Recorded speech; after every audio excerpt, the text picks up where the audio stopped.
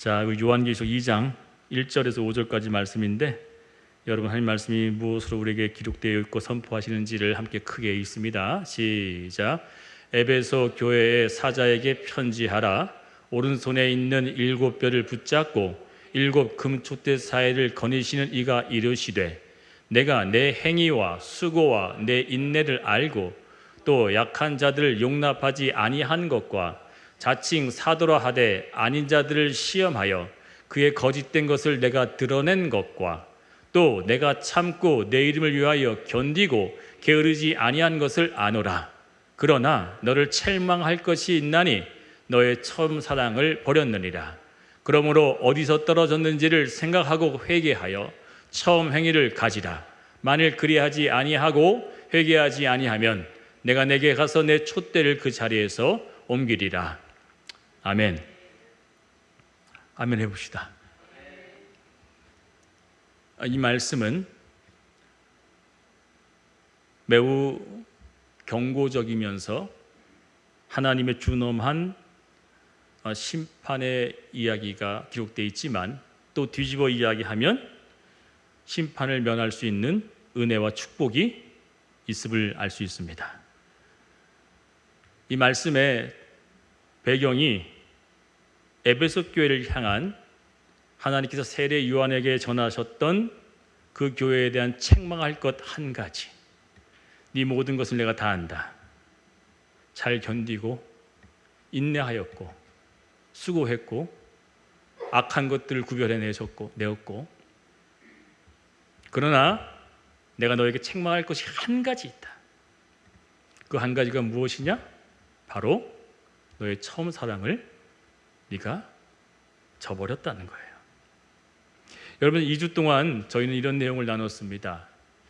진짜 제자는 사랑받기를 포기하고 모든 인간사에서 오는 것들로부터 죽음을 선언해야 되고 애매하게 당하는 고난도 기쁘게 받아야 할 그 모습이 제자인 것을 2주 동안 나눴어요. 오늘은 마지막 제자인가요? 하러 간 이 세 번째 질문에 어떤 답을 찾아야 하는지를 나누겠는데 이 말씀을 나누다가 비로소 2025년 하나님께서 우리 교회에게 주셨던 말씀 예레미야 5장 1절 말씀이 왜 주셨는지를 이 말씀을 준비하는 오늘 새벽에 깨닫게 되었어요. 먼저 해답부터 전달하고 시작하겠습니다. 나를 통해 예수를 믿고 구원받는 자들이 많아지는 것을 하나님께서 원하실까요? 아니면 내 자신이 제자 되는 것을 원하실까요? 여러분 하나님께서 뭘 원하실 것 같아요? 나를 통해서 많은 사람들이 구원받고 또한 교회 나오고 다수의 무리가 예수를 따르듯이 그렇게 되어지는 것을 원하십니까? 아니면 하나님은 내 자신, 내 한 사람이 제자 되기를 원하실까요? 만약에 제자들을 많은 숫자로 만드신다면 예수님께서는 절대 이런 복음을 전하시면 안 됐어요. 허다한 무리가 모였다 그랬죠. 그 허다한 무리들이 그냥 무리가 아니라 자칭, 타칭, 제자들이라고 얘기했죠. 우리 본문을 다 읽었었죠. 누가 떠났대요? 허다한 무리 중에 떠났대요. 어중이 떠중이서 떠났대요. 제자들 중에 제자들이 떠났대요. 나는 저분을 따를 거야. 난 저분을 섬길 거야. 이 교회를 성실히 섬길 거야. 헌신할 거야. 사랑할 거야 라고 했었던 그 제자들 중에서도 뭐였다는 거예요? 떠날 수밖에 없었던 이유가 무엇인지 봤더니 예수께서 그들에게 도무지 할 수 없는 어려운 도를 가르쳤다는 거죠. 그 도가 뭐였어요? 십자가여야 되죠. 네 자신을 부인하고 각자의 십자가를 져라 라고 했던 그 도가 사람을 모으기보다는 뭐예요? 흩어내버리는 일을 만들고 말았습니다. 무리들 중에 스스로 제자라고 여겼고 나는 저분의 제자가 될 거야 라고 하면서 결심하고 다짐하고 결단하고 쫓았던 그 걸음 속에 도무지 이것은 해낼 수 없다고 하는 어떤 부분에 하나 둘씩 넘어지고 쓰러지다 보니까 그 숫자가 나중에는 얼마 남지 않았어요. 예수께서는 제자들을 모으는 것이 목적이 아니라 진짜 제자가 되는 자들만 남기셨다는 겁니다. 여러분 키질도요 많고 많은 벼알을 모아놓고 흩어내게 되면 뭐예요? 진짜 많았다고 보여줬던 그 벼달 속에서도 뭐만 날아가는 거예요? 나달들, 쭉정이들만 다 날아가고 정작 남는 건 뭡니까? 진짜 알곡만 남게 되었을 때 그게 진짜라는 거죠. 풍성해 보였다가 다 흩어져 버리고 날아가 버리고 진짜 알곡만 남는 그것이 진짜라는 거죠. 예수님께서 마찬가지셨죠. 허다한 무리와 많은 제자들 중에서도 예수님의 목적은 뭐였다고요? 진짜 참 제자를 남겨두기 위해서 어쩌면 흩어내버릴 수 있을 만한 이야기를 하셨고 그 가르침을 그에게 주셨다는 겁니다. 2주 동안 저는 이런 도를 전했습니다. 첫째 주에 뭐였어요? 사랑받기를 포기해라 그랬어요. 내가 인정받고 사랑받고 내가 원하는 바를 이루기 위해서 신앙생활을 하는 것이 아니라 교회를 나가는 것도 아니에요. 성도들 간의 신앙생활을 교제하는 게 아니에요. 내 자신 것을 철저히 포기하고 버리는 것을 인정하는 것. 또 두 번째 뭐였죠? 죽었음을 인정하라고 했어요. 지난주가. 또한 애매하게 당하는 고난을 그것을 어렵게 여기지 말라 그랬어요? 쉽게 여기라 그랬어요? 예? 우리 당하고 있는 고난, 어려움, 힘듦 이유가 있으니 주었다는 겁니다. 그러면 그 이유 속에 뭘 밝혀야 될까요? 바로 하나님의 십자가의 도가 나에게 어떤 것인가를 발견할 수 있어야 되는 겁니다.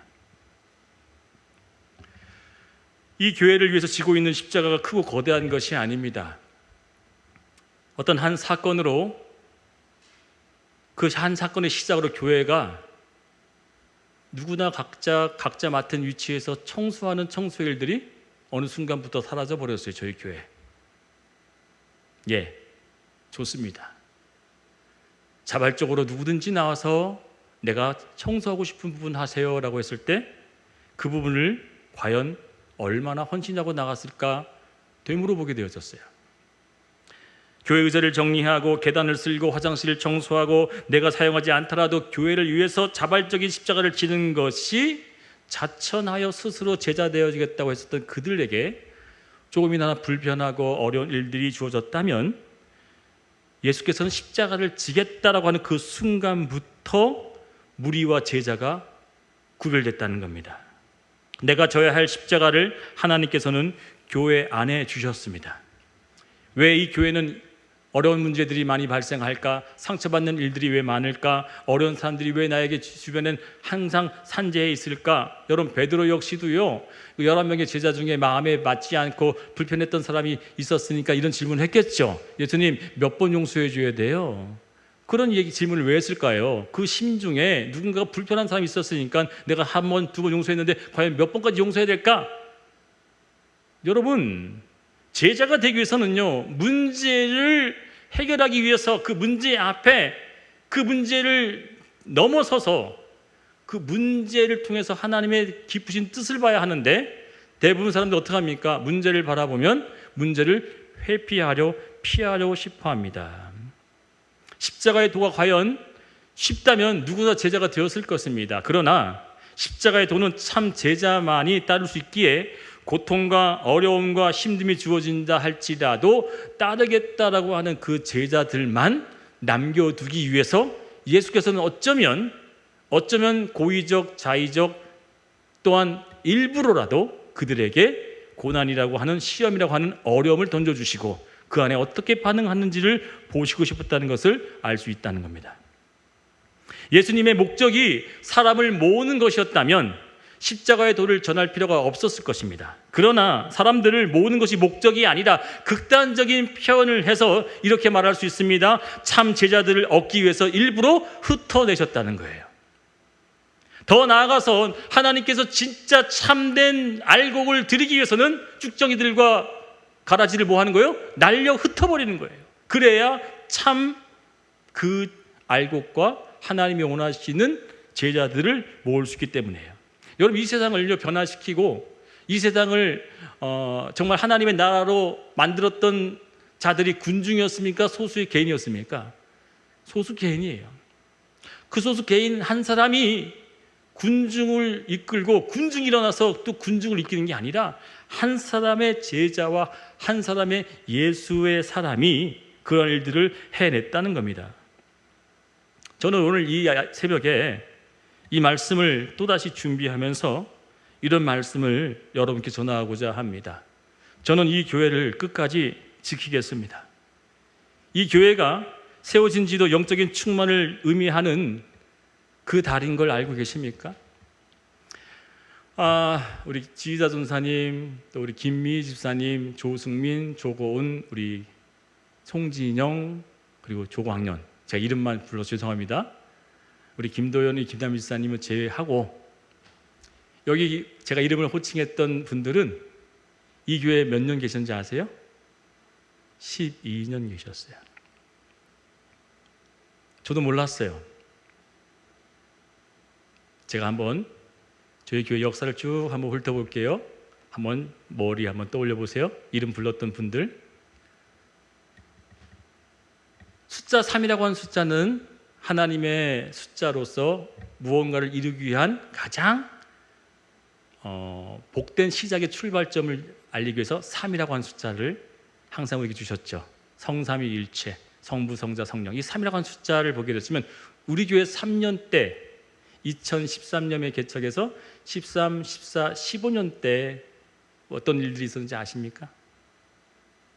2015년에요.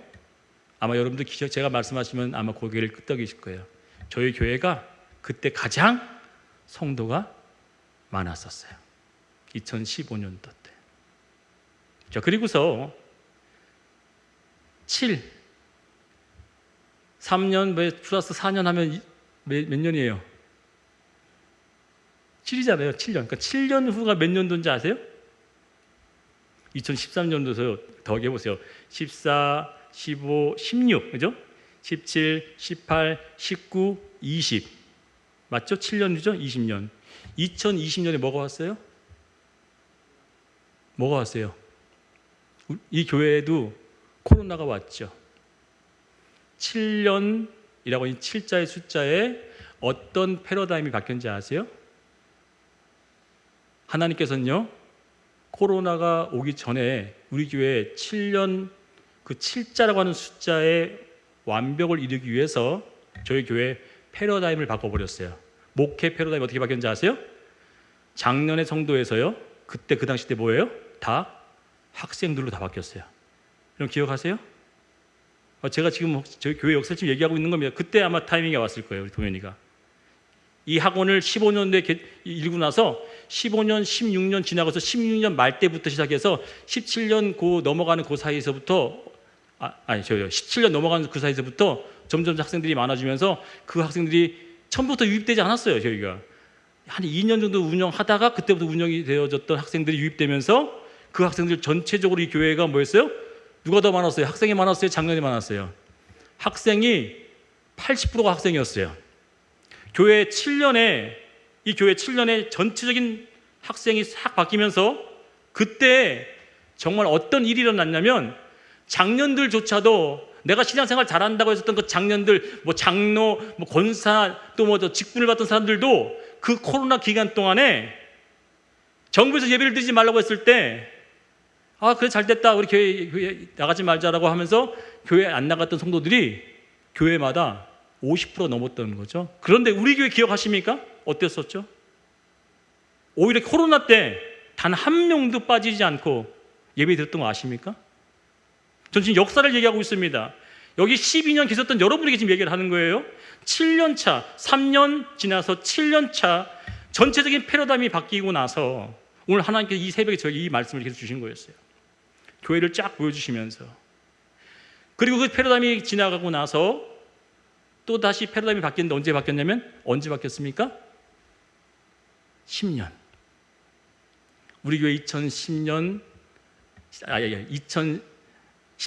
개척해서 2023년도 딱 10년 차 되어진 날 어떤 일이 벌어졌었어요. 또다시 학생들이 줄어들고 이 교회가 그때 첫 직분자를 세웠어요. 12년 된 첫 이 교회에 엄마 손 붙잡고 나왔던 학생이었던 우리 김미 집사님이 최초로 이 교회에 10년 만에 이 교회에 집사들이 세워졌었어요. 기억하시죠? 그리고 10년 후에 1년 지나고 2년 더 부흥이 일어나야 되는데 오히려 교회가 쇠퇴하면서 경제적 압박이 더 심해지면서 이 교회에 큰 한파가 몰려와서 지금 이 상황이 되어졌는데, 이 상황의 연도를 봤더니 몇 년 차라고요? 몇 년 차예요? 12년 차가 딱 되는 거예요. 횟수로 얘기하는 거예요. 연도수로 지금 12년 차. 성경적 12라고 하는 숫자가 무슨 숫자인지 아십니까? 하나님께서 모든 것을 시작하시고 끝을 내는 완벽을 이루시는 완전수예요. 12지파, 12제자, 12물두멍, 12보석, 12개에 대한 그 모든 이야기 숫자에 대한 상징이 너무너무 많은데, 이 12라고 하는 숫자를 이 교회에 허락하시고 제가 제 입으로 남은 3개월간 사흘을 걸겠다고 했던 것이 어떤 의미인지 아십니까? 목사 부부에게는요, 이 교회를 얼마나 소중히 여기고 사랑했는지를 돌아보는 12년이 되어야 한다는 거였어요. 어떤 사명과 헌신으로 이 교회를 시작했던 첫사랑이 혹시 변하지는 않았는지. 한 목사님이 저에게 문자를 보냈습니다. 다른 곳에서 새로 개척하기보다는 지금 잘 지어져 있고 그곳에 기도하고 성도들의 땀과 눈물과 헌신이 묻어지던 그 교회에서 다시 개척하는 마음으로 시작하는 것이 더 좋을 것 같습니다. 제가 한 방을 먹었어요. 그 문자를 그대로 제 아내에게 보내줬어요. 사모님께 보내줬어요. 사모님의 첫 번째 답변이 뭔지 아십니까? 제가 그대로 제가 써왔어요. 그러면 누가 어떻게 밀려있는 월세를 낼 수 있을까요? 네, 맞죠? 12년이라는 기간 동안 하나님은 우리를 살리시고 먹이시고 입히시고 지금까지 오는 줄 전 믿습니다. 제가 이렇게 시작했어요. 저는 이 교회를 지키겠습니다 그랬어요. 저는 이 교회를 지키겠습니다. 12년 동안 하나님께서 많고 많은 일들, 3년차, 7년차, 10년차, 3, 7, 10, 12년차 동안 걸어왔던 이 기간 동안 그 하나님께서 역사하신 패러다임과 일들이 역사하심이 하나도 빠짐없이 이 교회에 세밀하게 일하셨던 그 눈들을 보면서 하나님이 지금도 일하시고 있는데, 마지막 이 종에게, 또 마지막 여러분 성도에게 하나님은 공의의 하나님이에요. 이 목사에게만 말씀하시는 것이 아니라 여러분 전체에 있는, 아니 12년 되신 분들에게 각자에게 말씀하십니다. 첫사랑을 회복하라는 거예요. 오늘 이름을 불렀던 그 사람은 12년 동안 함께 했어요. 우리 아들과 딸들은 과연 이 교회를 어떻게 생각할까? 엄마 아빠가 그냥 사업장인가? 엄마 아빠가 하고 있는 그냥 어떤 기업인가? 건물인가? 아니, 어릴 적 몰라서 철부지에서 따라왔었던 그 12년 동안 이제는 하나님께서 묻고 그에게 확인하고 싶어한 게 뭐라고요?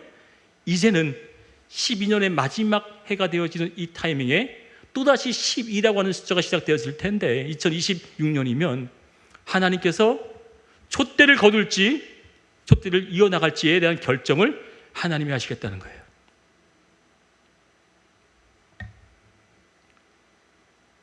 초등학생이었던 김미 집사님이 이 교회 출신 성도로 초대 집사 직분을 받은 자로서 교회를 어떻게 사랑해 왔는지, 12년간의 영적인 그 시간과 시계 속에 질문을 하신다면 뭐라고 답할 수 있을까?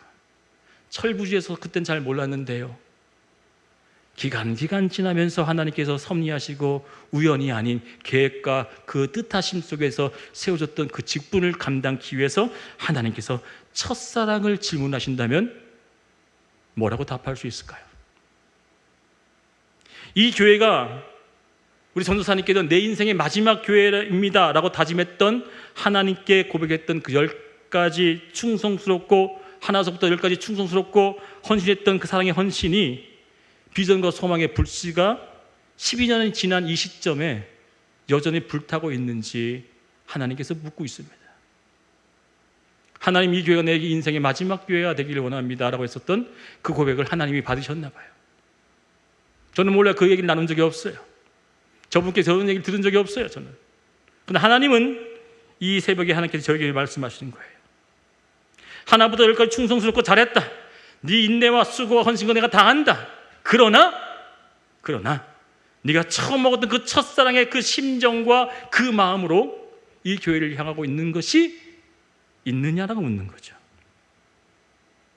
엄마 아빠가 목회자다 보니까 어쩔 수 없이 교회에 나와서 그냥 없는 일들, 있는 일들, 보지 말아야 될 것들, 듣지 말아야 될 그 모든 일들 다 겪으면서 겪었던 우리 자녀들이 이제는 12년 종지부를 찍는 하나님의 촛대가 준비되어 있던 이 상황에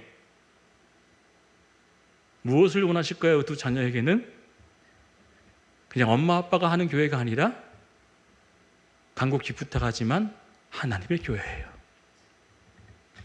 하나님이 이끄시고 인도하는 교회이기 때문에 두 자녀들도 그러한 은혜가 그들 삶에 계속 이어지기를 바랍니다.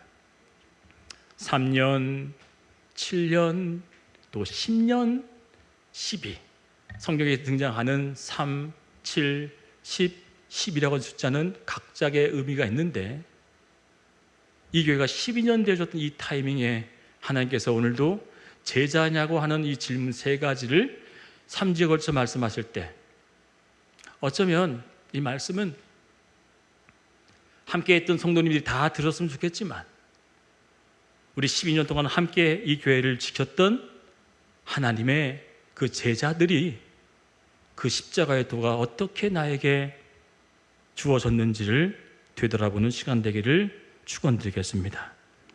교인을 늘리는 것인가 아니면 내가 제자가 되어가고 있는가 무엇이 하나님이 원하시는 것일까요? 여러분 다시 한번 묻습니다. 교회를 늘리는 것인가 내가 제자가 되는 것인가 하나님은 뭘 원하실까요? 저는 이 12년 되어진 이 타이밍에 하나님이 중엄한 경고 속에 주어졌던 이 말씀이 내가 내 모든 행위를 다 알지만 딱 한 가지 네 첫사랑이 식었다면 다시금 행위를 붙잡고 하나님을 온전히 사랑할 수 있는 그 마음을 회복하라고 하는 말씀을 받기를 축원드리겠습니다. 누구를 지적하고 타겟하는 설교가 아닙니다. 이것은 전적인 저에 대한 말씀 플러스 12년 동안 같이 있었던 여러분에게 하나님이 하시는 말씀입니다. 눈이 오면 제가 운전을 하고 다닐 때 막 눈이 오잖아요. 그럼 지금 양주도 눈이 내릴 텐데 그 계단이 얼마나 안 될 텐데 지금 교회 아무도 없는데 누가 교회 계단을 써주면 어떨까? 예전에 그런 얘기를 들었거든요. 누가 시키지도 않았는데 눈이 오면 교회 와서 계단을 쓸고 교회 마당을 쓸고 이 교회를 위해서 내가 과연 어떠한 첫사랑에 헌신을 했는가? 그것이 하나님께서 우리에게 지금 이야기하시는 하나님의 음성이라고 저는 믿습니다. 하나님은 우리에게 이것을 원하시는 말씀인데 히브리서 5장 12절이에요.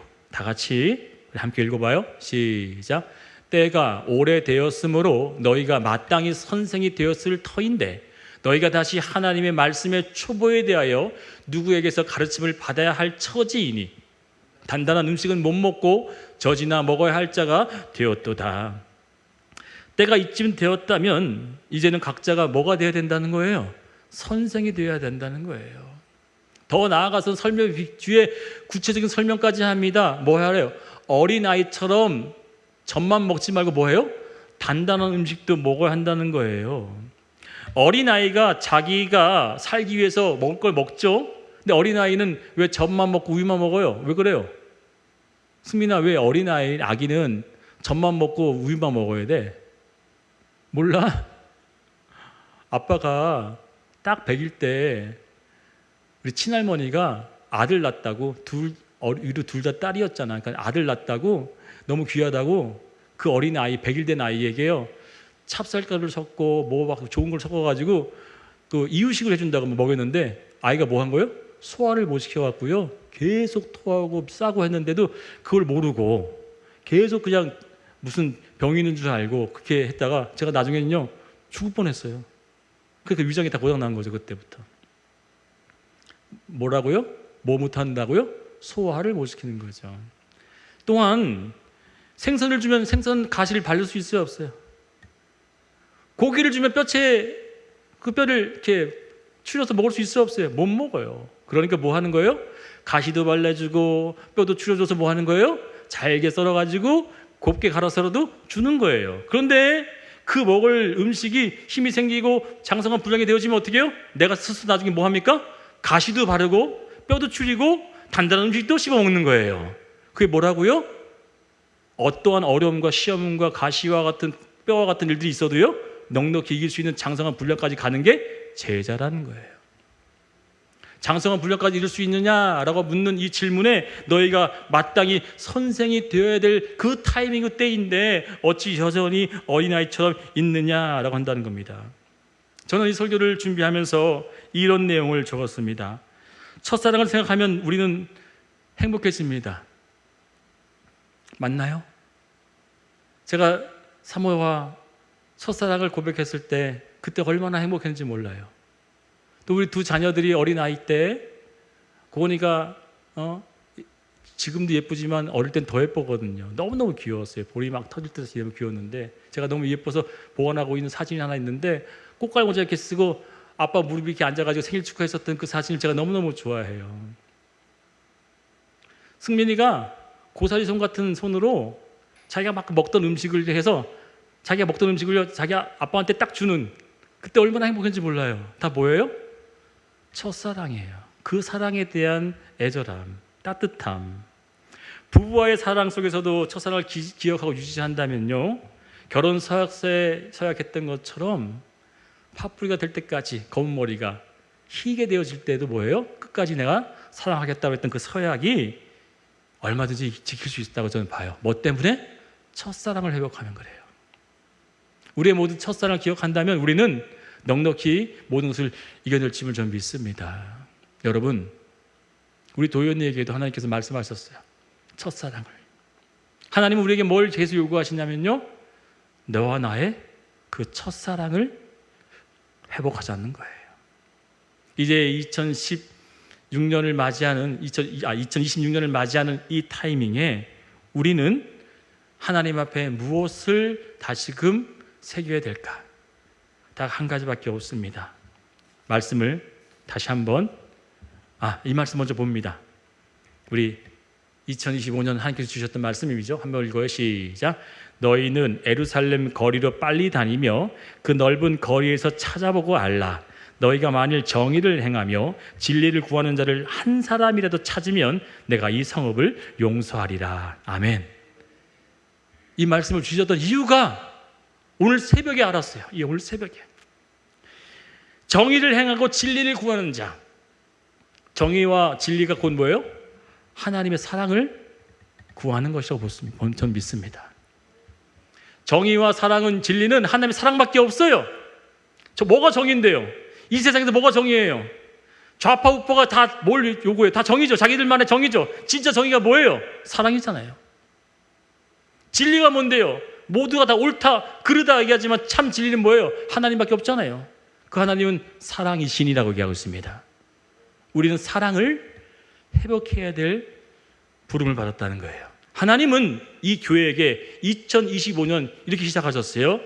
사랑을 하는 자 내가 찾아내겠다.